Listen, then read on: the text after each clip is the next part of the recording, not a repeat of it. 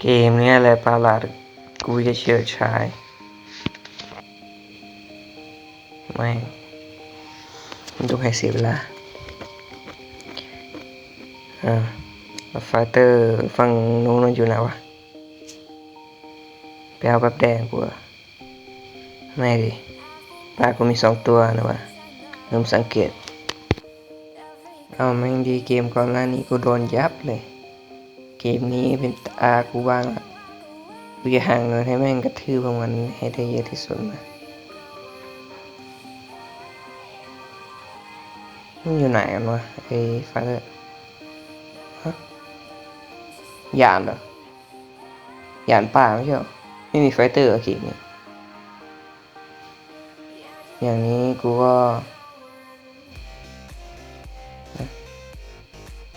ไม่มีใช่ไหมใช่จริงด้วยยานจริงด้วยแค่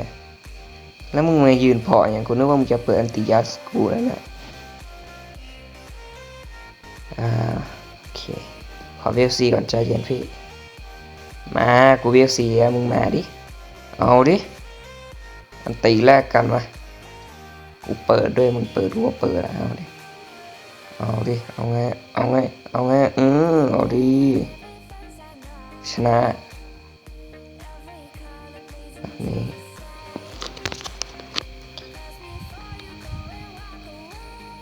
โอ้ล่างแม่งยับอ่ะเชี่ยบวกกันยังยับอ่ะระวังนี้ลอยด่างแม่งเลยดีรออะไรล่ะไอ้โน่มึงอย่านะมึงอย่าเซนดีขึ้นมานะถ้ามึงเซนดีขึ้นมาในจอนี้นี่เรียบร้อยเลยพี่ยานรอบนี้ผมไม่เล่นด้วยแล้วนั้นเลื่อนน้อยไปหน่อยโอเค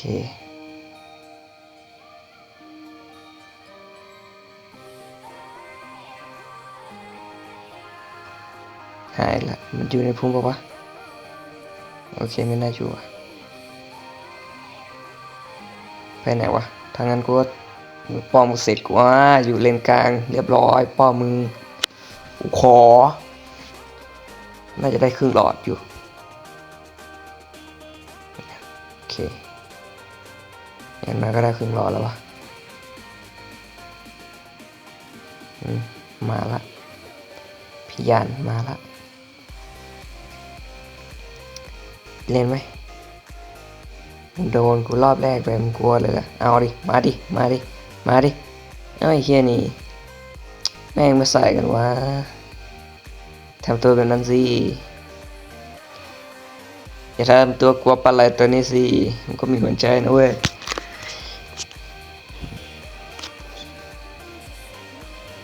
กลัวมันทำไมล่ะเข้ามาใส่กับกูเลยมันแค่ปลาไหลเองเอาดิขอละรอบนี้ขอละเนียนตีแล้วกูไม่มีขอละน่าจะได้นิดเดียวเขียนนิดเดียวเหลือไปทั้งแปะแหละมาช็อตต่อมาฟาร์มกระต่ายตัวนี้ก่อนกลางมันบวกกันยิงยับเลยมันจบกลางจบล่างว่าพวกนี้เนี่ย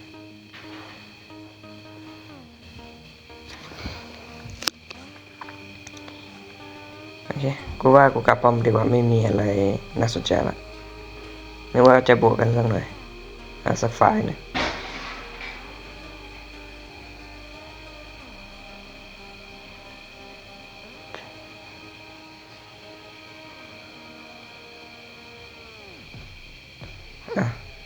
เอาพี่ยานมาสิอย่ากลัวคดีมาเหลือแค่นั้นเนี่ยอย่ากลัวอะไรตัวนี้เลยนะเข้ามาไม่กูอัสตาดีมาสิแบบนั้นแหละเอาดิขอให้เฮียไปขอป้อมเถอะทั้งนั้นไอสัตว์มันเคลียร์คลิปได้ไอเฮียกูหิวป้อมไปหน่อยไอสัตว์คิวโง่ของกูโอเค เอาได้เอาได้หมูเฮาไฮโน่แก๊กดึงอีกทีหนึ่งดีดึงให้โดดดีปลาไหลอะเอวกูพลีวะ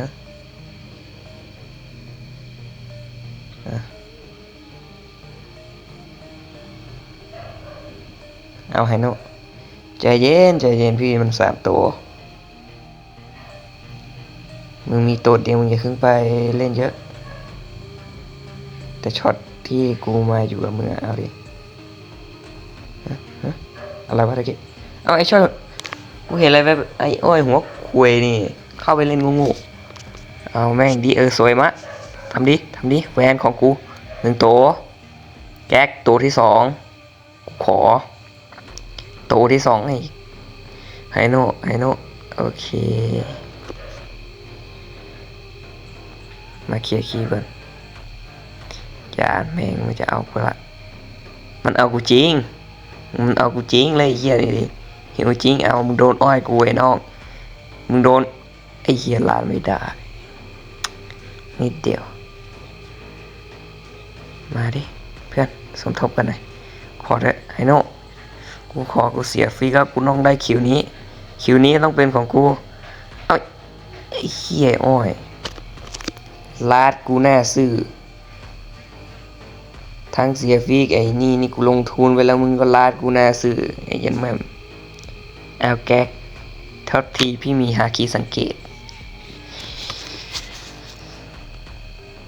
ใจเย็นดิมาเซมาเปล่าเนี่ยเราอะดีใช่ไหมสวยสวยงามใจเย็นดิอย่าไปเล่นในป้อมดิขอฟาร์มก่อนนะตั้งหลังมาฟาร์มกันอุ้ยเพื่อน thank you หลายอุ้ยอิ่มเลยกูเงิน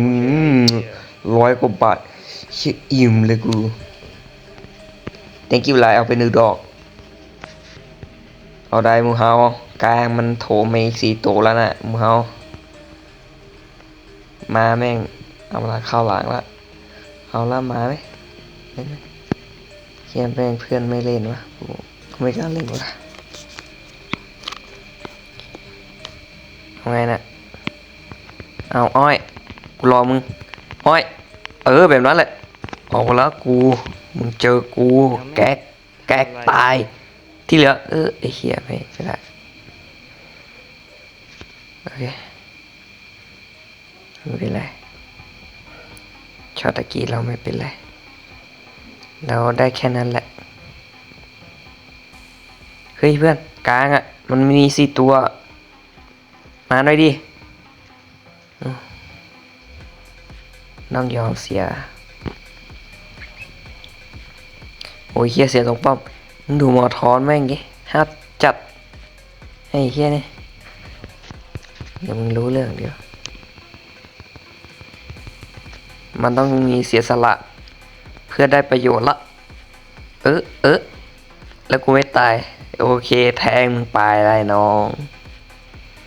แต่เพื่อนกูไปหมดแล้วเหมือนกัน10ใจเย็นหมูเฮามีแค่3 ตัว4 ตัวละตอนนี้เขาอย่าพึ่งครับส้นเตียนนักดีกว่าแต่ว่าอย่างนั้นเนี่ยกูก็หิวอยู่เหมือนกันนะแวนเลือดเหลือแค่นั้นนะกูขอสักทีนึงมาขอยแป้นแตก1ไลท์ที่2ไฮโน่ไอ้เหี้ยนี่ไม่ดังมีอันตีอุ้ยเฉียดตูไปนี่เดียวรีเลือดก่อนเอาหมอทอดอะไรนะมันเอาดิห้าวเหรอเอาไอ้เหี้ยไม่เล่นกูปลาไหลกันทำไมแค่ปลาไหลเองอย่าไปกลัวมันดีเล่นให้สุดอยู่ที่บ่อเฮ้ยเพื่อนจะเย็นเล่นกลางอ่ะขอเอาดาร์กตัวนี้ก่อนเพื่อชัยชนะของเราต้องมีดาร์กด้วยมาแล้วไอทีมพิเศษกูเอาแม่งดิขอแม่งดิช็อตนี้แตะ1ไลท์ที่2ไผ่หม้อท่อไร้น้ำมันบอดเอาดิยาน มอทอแรงน้ำมันโอเคยานตัวที่3นี่กูได้ควอดคิวใช่ไหมเล่นกลางละพวกมึงจบละมาได้แค่นี้เลยน้องสิ้นสุดแล้วขอเลยกันโอเคต้องแบบนี้สิวะเล่นปลาไหลมันต้องกระทืบแม่งแบบนี้ให้ได้สักหน่อย